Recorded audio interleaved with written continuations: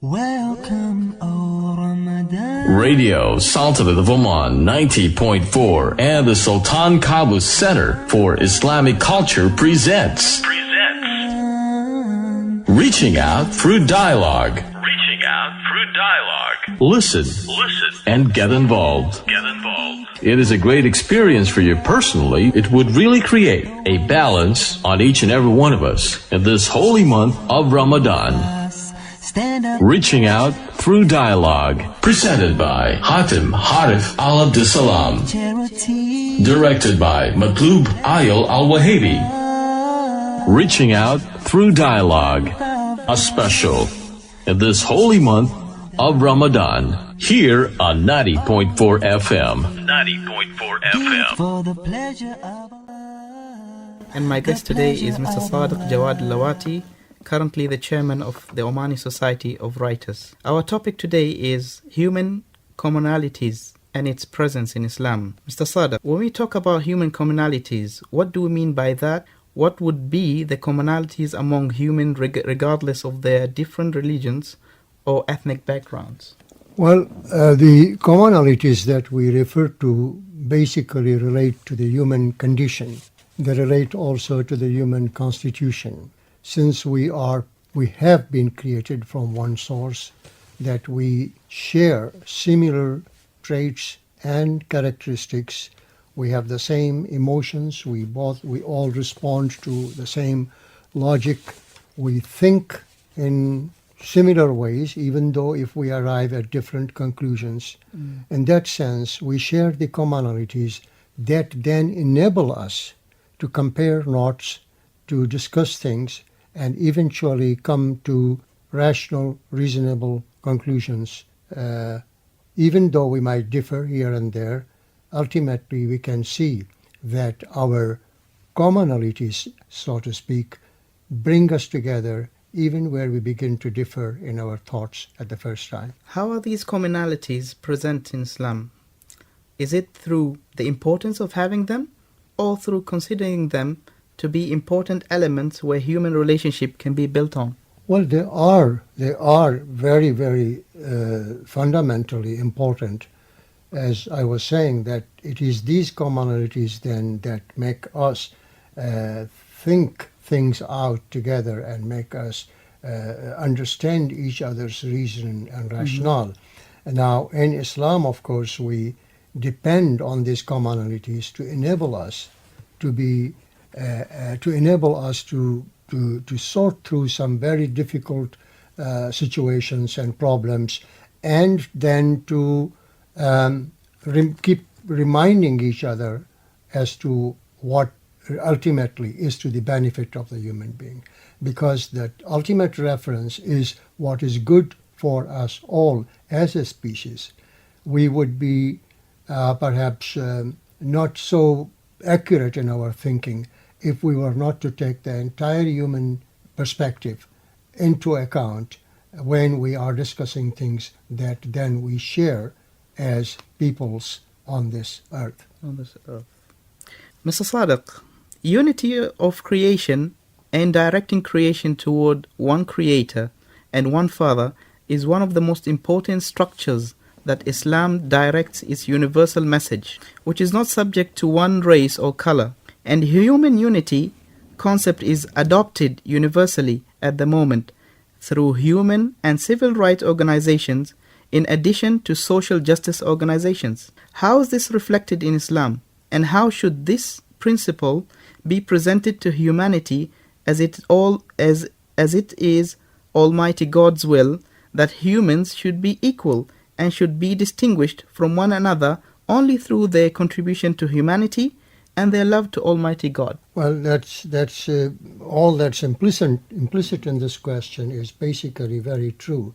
You see, anything that starts from the same source has a lot of commonality to it, and that's why when we refer to our own creation as having come from one source, basically what we are saying is that we do not differ at the source. Then, if that is the case, then let us see what is it that makes us see things differently. Here, of course, we go to the very detailed way of looking at things, but then the Islamic approach to resolving a difference is not to be involved eternally in the difference. Whenever we find ourselves that we are not quite seeing things the same way, we go back to the basics and we say, let us see what are the fundamental principles and values that we share.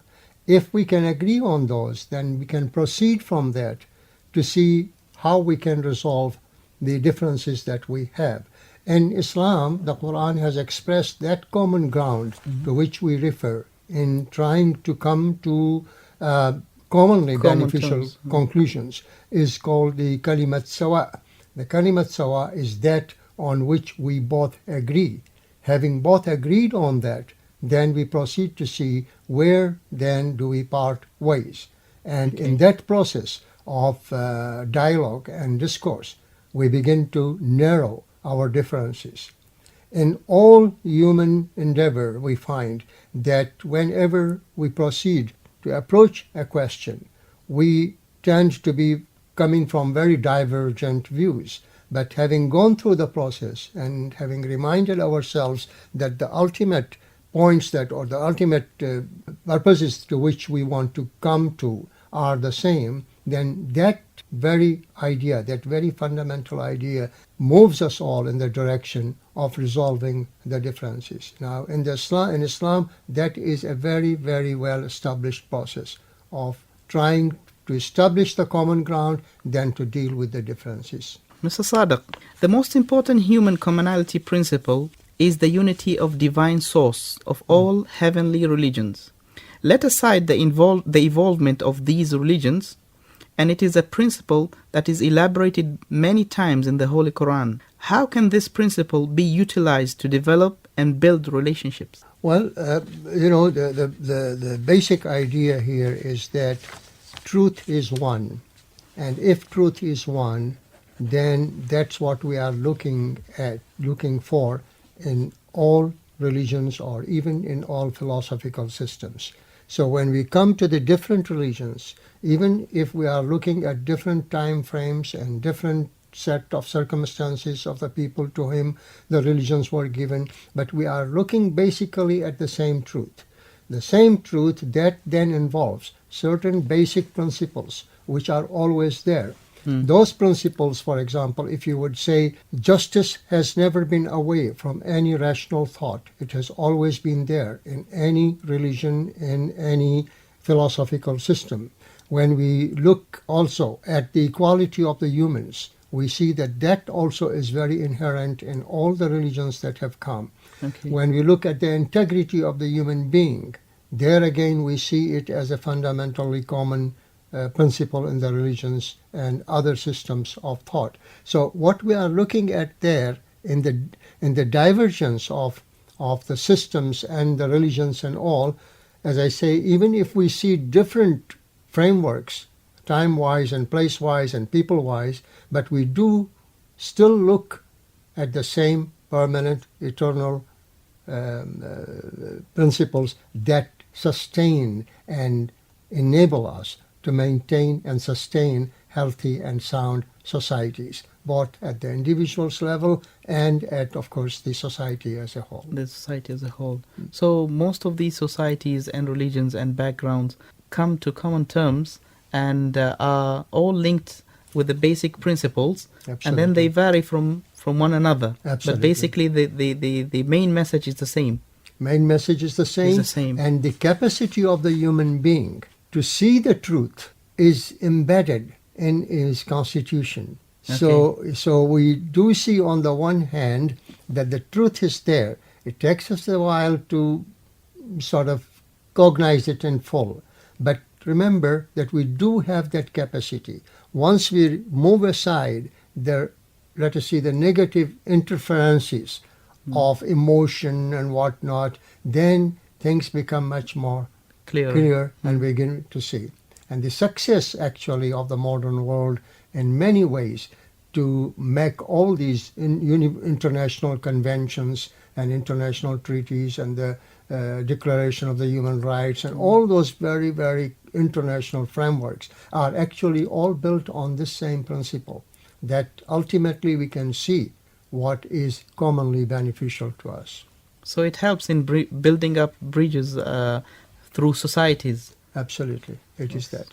One of the most important human commonality principle that the Holy Quran has given great care is the respect of all prophets and considering them messengers to the guidance of Almighty God and a mercy to mankind, to the extent that believing in them is considered very important in Islam, and whoever does not believe in them is not considered to be a believer.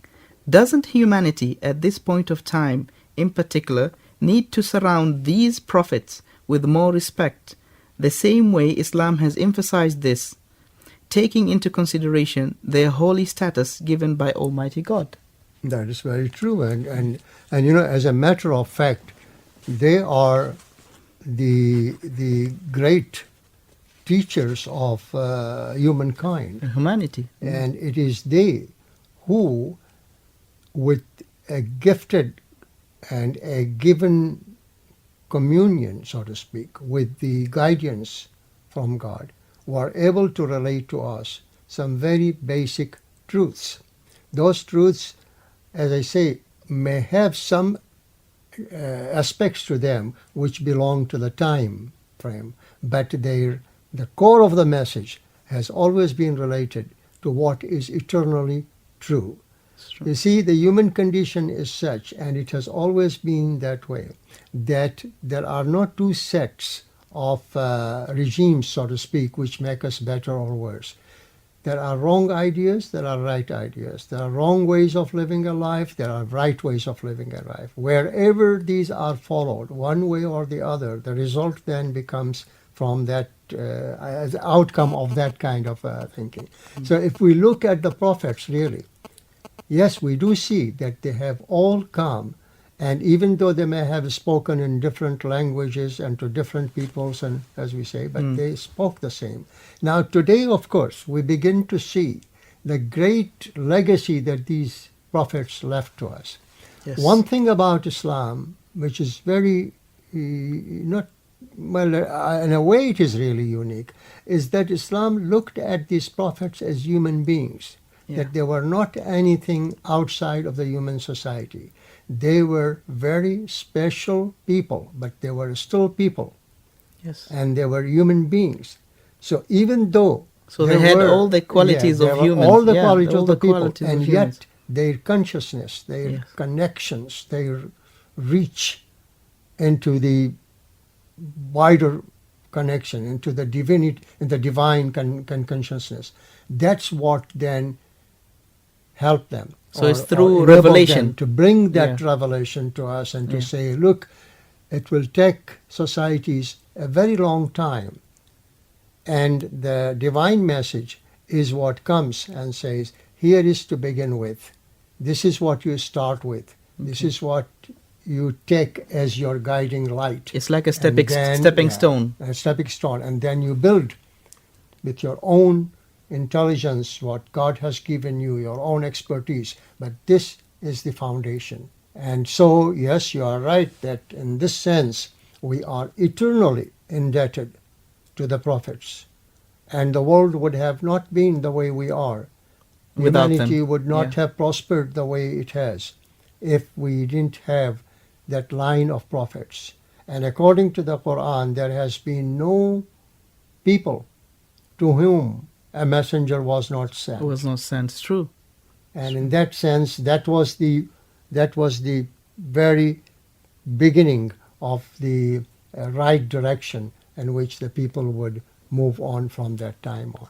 We'll be right back shortly after this break. Welcome, O Ramadan. You've just heard Reaching Out Through Dialogue, presented by Hatim Harif Al Abdussalam. We'll be back with the program in just a moment. It is Ramadan. He stepped inside his home, he was overwhelmed with fear. An angel came with words from God, things were still unclear.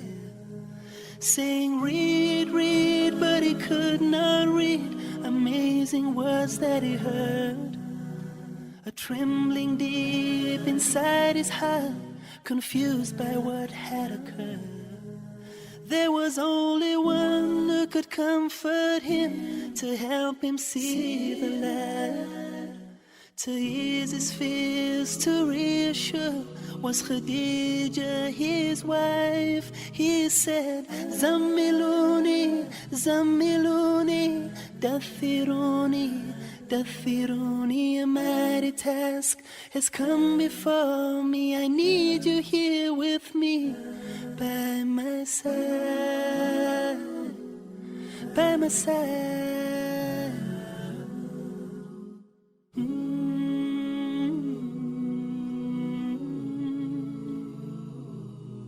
She was a woman of nobility, successful in all her trade. Many wealthy men had asked for her, she turned them all away.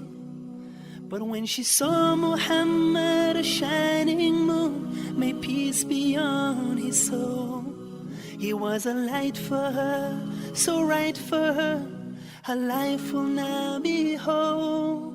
But she had never seen him so distressed as he was there that day. She would comfort him and hold him tight and chase his doubts away when he said, Zammiluni, Zammiluni, Dathiruni, Dathiruni, a mighty task has come before me. I need you here with me, by my side, by my side, by my side.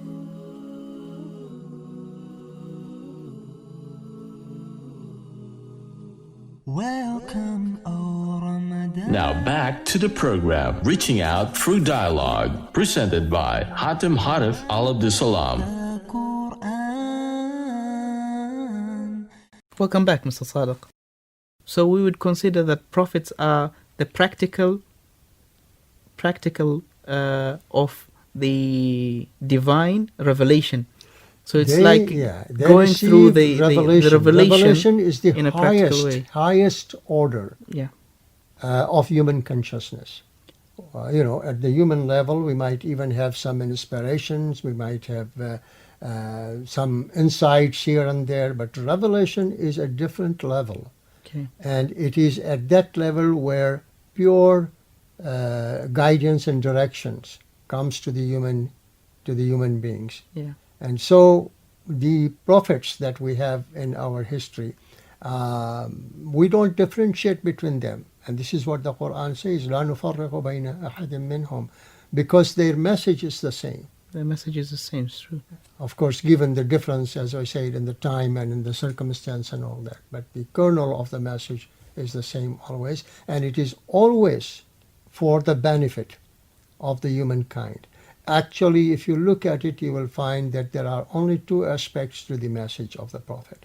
In one aspect, the Prophet is warning his people to avoid, to shun things that are injurious and damaging. On the other, the Prophet is bringing glad tidings that you can upgrade yourselves, you can improve yourselves, you can enhance your capacities and all that if you go in that direction. So it's a dual part of it. Warning not to do the wrong thing, and of course encouraging and making you want to do the right thing. So at the end of the day, you would have a clear passage that you could choose which way you want to go. Absolutely. So everything would be clear. Each way would be clear for you to choose. Hatem, it's not choosing just like everything. It's just moving in a way where doing good becomes a second nature. So once you are launched on that way of goodness, of truth, of honesty, of the virtues that upgrade you, then it becomes a second nature. Then you don't have to think about every problem that comes to you, oh, I go left or right. It becomes natural. You are already launched on the right track. And that's the mission of the prophets, is to launch you on the right track. On the right track. To give you the capacity to make the right judgment, to give you the capacity to cooperate with the other person and come to a mutual benefit. And so, yes, historically, one can say that human history has been very much impacted by the advent of the prophets and their messages throughout history. And to this day, of course, I guess we all, from all kinds of, all people around the world, give reverence to the prophets. And we can never say who was a prophet or not. There are some mentioned in the Quran, but the Quran says, well, there are others who you don't know. You don't know. So there may be many, many prophets for many, many people, and the beginnings of human sort of guidance has been from those. Planet Earth is a home for all humans, and we are all responsible for it. And perhaps this principle has disappeared from human consciousness for quite some time. But isn't it bringing back this principle to our concern beneficial to the development of this planet? Absolutely, absolutely. And you are right. For a very long time, from the Industrial Revolution to only recently, humankind or people everywhere were almost oblivious, really, to the care of the earth. We just were building factories and doing all kinds of things and never ever thought that we are ruining our own environment, damaging our own environment. Fortunately, more recently, we have come to that awareness. And we have come to that awareness thanks to many people, really, who began to see what was going to happen if we continued the same way. And they put the effort. And they put the effort in there. But it brings us to that same idea that I was saying, that ultimately we have the capacity to see the right thing. And here, even though we neglected the earth for a long time, we are coming now. And as you know, Hatem, today environment has become a universal concern. All countries, all societies, no project is undertaken without considerations of the environmental impact. And it's also affecting our lives at the same time. It is affecting our life. Yeah. But the idea that the religion, especially Islam, early on drew attention to this, that we have to, the very culture of Islam actually is against excess. It is just what you need, not what you want. This is what you need, this is what you take. And basically the greed of humankind, Absolutely. We always take and what we don't need. That's what I want. Yeah. You see, the two things are different. That's right. What I need and what I want. If we train our generations on what I want, wants are never ending. Yeah. And whatever you get, you want more from it. But if you base it on what you need, then you take what you really need and you leave the other. In that way, you will not be really indulging in all the excesses that you would otherwise indulge, and of course end up then damaging the environment. And the environment part really in Islam is very much emphasized, because the idea of mankind existing on earth was to develop. Gave you the capacity to develop. So it wasn't like you were going to kind of, do all kinds of whatever you feel like doing. You were bound. And there also came with that the responsibility, not only among ourselves, but our responsibility towards the other creatures.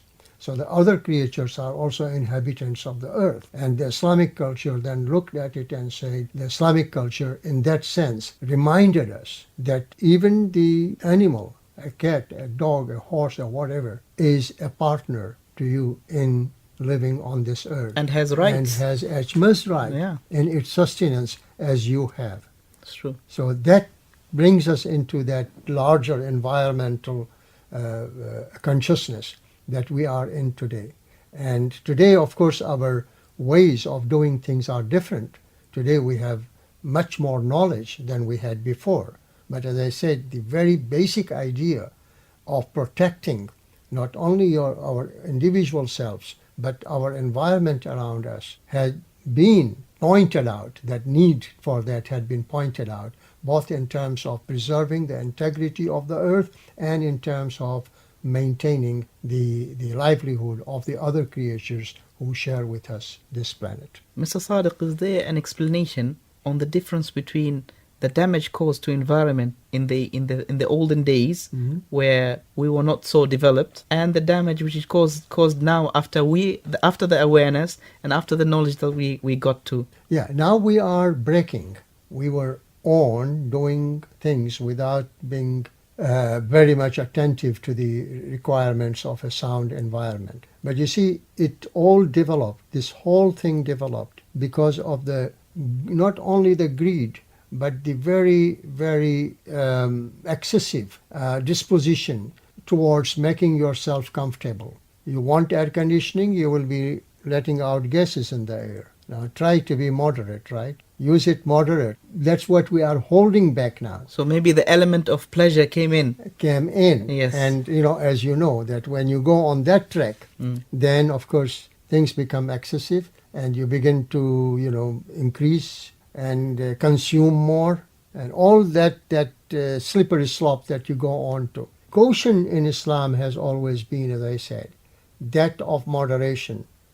Do not go into excesses, because the human nature is such that once you go on that excess, then you will want to go and do. You would continue on that more. track. And keep that discipline. And remember the other person. Remember the needs of the environment and everything. And that way your consciousness becomes Islamic in this sense, that you are not only aware of your own needs, but you are aware of the needs of the others as well. So it's getting rid of the element of selfishness within ourselves. Yes, in a way you can say that. It's educating us more to be more aware of our neighbors in this planet, and to consider and have a responsibility and guard their rights. Absolutely. As neighbors on the planet. This idea of common responsibility, again, is very much embedded in the Islamic perspective. You see, when you take the hadith, كلكم راع وكلكم مسؤول عن رعيته, very explicitly tells you. You cannot just come and say, oh, I'm not responsible. In some way you are responsible, because it is something that you share with the others. And in that sense, of course, you have to be Can we say the meaning of the hadith in Arabic so that our listeners can understand?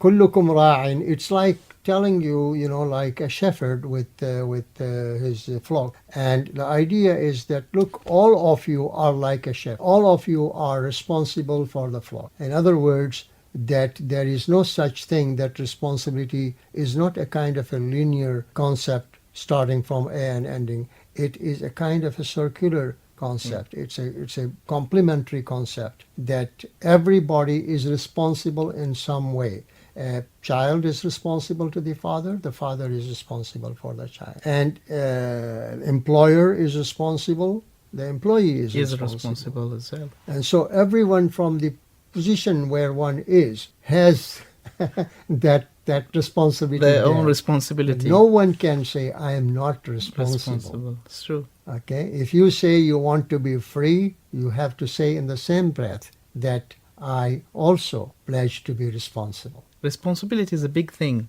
Absolutely. And until we follow the footstep of the Prophet Muhammad, peace be upon him, and take charge of ourselves and others, take the responsibility in a serious manner. Absolutely. And then I think we would all be traveling in the safe boat. Well, you are right, Hatem, but you see, we also need here some sort of put it this way, we all conduct ourselves basically the way we think. And a person, the Quran also, قُلْ كُلٌّ يَعْمَلُ عَلَى شَاكِلَتِهِ, everybody conducts like he is the way he wills from inside.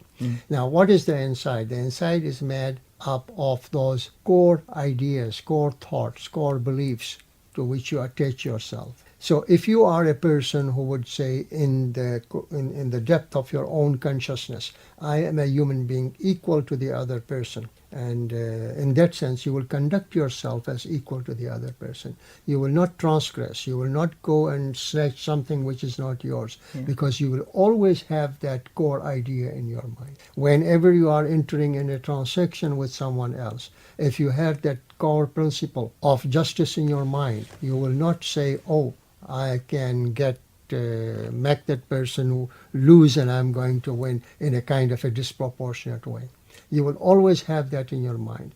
So the Islamic discipline is one in which you have to settle actually in a very, very real way in the ideas and principles which are there actually in Islam. And the way I would look at it, I would come and say, if you take care of 4 principles that we find very, very sort of deeply embedded in the Islamic thought. Look at the justice factor. Look at the equality factor. You look at the factor of integrity of the other person. And look at sharing both in terms of decision making and in terms of distribution of wealth.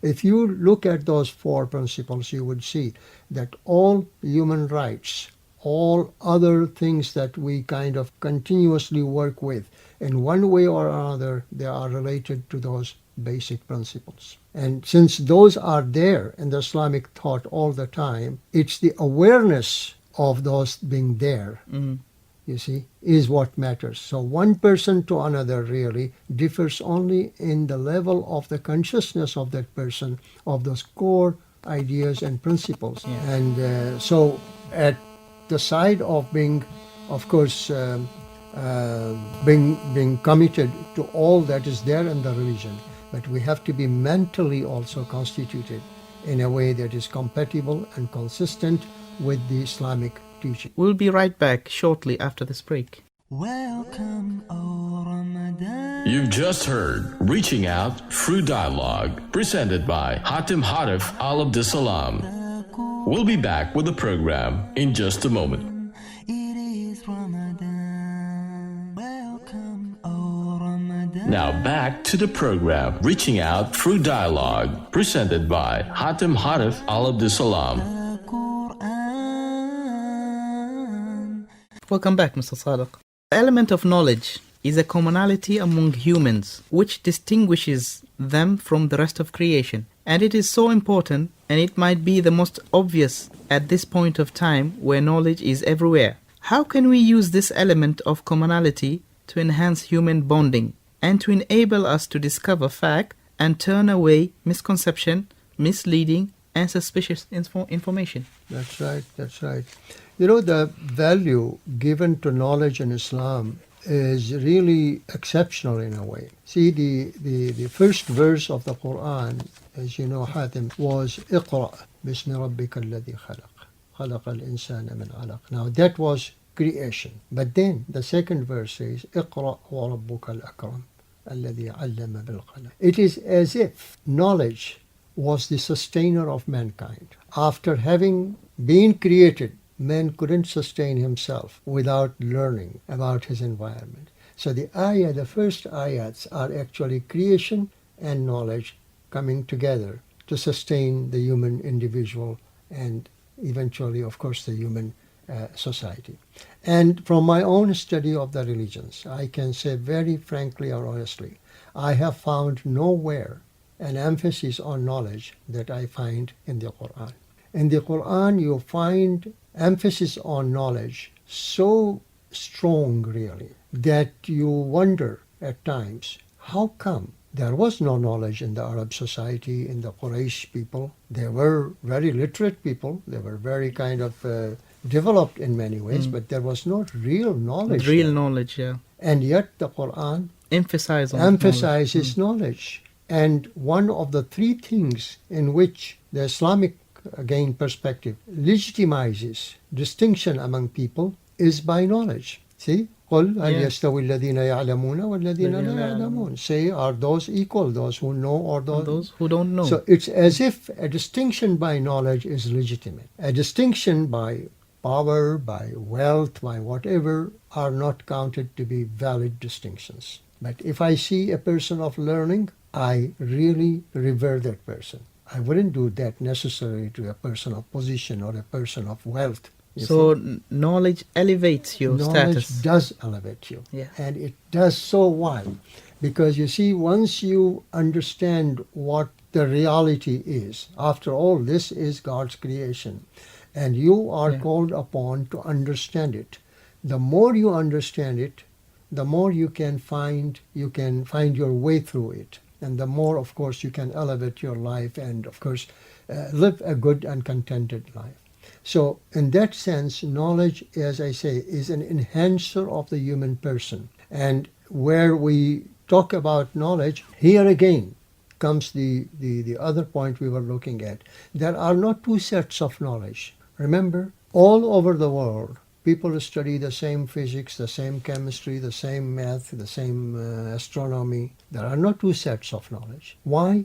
Because the creation is one. And so our way of understanding the creation Is the same. has to be Is the same. Yeah. Just consider if, for example, medical science were more than one science. Well, in that case, then any discoveries or any kind of improvements in treatments or whatever in one place Will not might imply not apply another. Yeah. elsewhere. Yeah, But it's true. because we are one and there is one set of knowledge, we go by it. The other thing about knowledge is that even we might differ in our reading of things, we might differ in our views, we might differ in so many things, but we cannot contest knowledge. If I say it is one and if you say it is two, we got to go back and look it up and see if it is one or two. But the authority of verified knowledge is uncontested anywhere. And actually, in a deeper sense in Islam, there is no contradiction there between revelation and what we discover by knowledge. So if we find any contradiction or difference here and there, we are supposed to go back and see what the reality is. In other words, we can never say that I understand it, but the reality is changing. In other words, like a scientist who would do all his math work and all that, go to test something and finds it doesn't work. He doesn't say, oh, here nature is not, cooperating. Cooperating, He will yeah. say something has gone wrong in my understanding. So he goes of back it." and traces goes the- back to the drawing yeah, board. the drawing board. And look at it. So the knowledge is the central thing to which we all go. And in Islam also, it is upon our knowing things that what we say our taklif is built. So if we don't know something, we are not held accountable in that sense. But if we know something, then that creates the responsibility. And so when someone, even in our daily conversation, we say, well, don't you know? Why? Because we want to hold the person accountable. Accountable, yes. And It's that's true. why we say, don't you know? Didn't you know? You see? So knowledge is that central thing. And nobody should ever... one of the things that, again, has to be emphasized in this way is that knowledge is nothing but our awareness of what exists. If we use cell phones, it doesn't mean that the facility of a cell phone wasn't there even a million years ago. But we were not aware But of it. We were not aware of it. Yeah. So knowledge is in terms of understanding more and more of the reality, that God has put into this unit. How would we take into consideration all these commonality elements and their presence in Islam? And how do we enable others to understand the message and the good spirit of Islam that always reminded us with these human commonalities and has strongly emphasized on them? Well, sometimes things might seem complicated, but Islam is not a complicated religion. So if you are trying to explain, somebody says, okay, what is there in Islam? Of course, everybody knows prayer and Hajj and all that. But if you look at it, Hatem, there are three basic principles you are looking at. And I think all humanity is there connected with these principles. The first principle is the principle of Tawheed. When we say God is one, that means then His creation is one. The laws of nature are one. Not only here, but in the farthest galaxies, they are the same laws. There is a certain unity in the creation derived from the unity of. This is a very basic principle that really brings things together in a kind of a very coherent way in one's thinking. God is one, His creation is one, His laws are one, they are not different things. So that kind of establishes us in that very first defining principle. Therefore, even our understanding will be one. Will be one. Will be so one. if we really go there, and then we come to the prophets, and these are people who somehow in their own way received a message and relayed it. And then we have also the third principle, the third asal, in which we say this life cannot be just futile. There is something to it. We are here. We will be continuing somehow. Maybe we don't know all the details, but we know that we are at all times accountable. And so we are not looking at it in a kind of in a way that says, okay, it's finished, it's gone. You know, we take the concept of ma'ad. Whatever we do here somehow will stretch out, reflects into our future existence. So basically, we're saying that our life has to have a purpose. It has a purpose, and it's a temporary stop, and there's it's a further phase, destination. It's a phase we are in, and it will stretch out beyond our death. And so there's a certain continuity in our experience. So what we do here, good, bad, whatever, somehow impacts what we will be facing as we go from here. These are the things which I think are very universal in the mind of people, and there's nothing there. But then again, we come to the values, and we find the values are the same.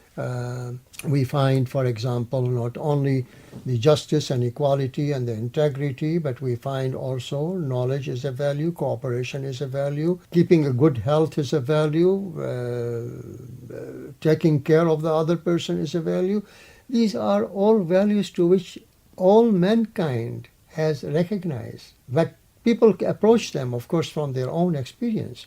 And that's why when we think of Islam, we don't think of it as an exclusive religion. It's an inclusive religion because it connects with everything that humanity has thought to be good and sound for the maintenance and sustenance of the humankind. So it's a total way of life. It's a total way of life. It's an intellectual perspective. It's a practical discipline. Both come together. What and how we think and how we act out in life. Mr. Sadiq, thank you so much for being with us today. Thank you all our listeners. Thank you all for listening. We hope you enjoyed our topic today. We hope to see you all tomorrow, inshallah, same time. Assalamu alaikum wa rahmatullahi wa barakatuh. Thank you very much. Thank you.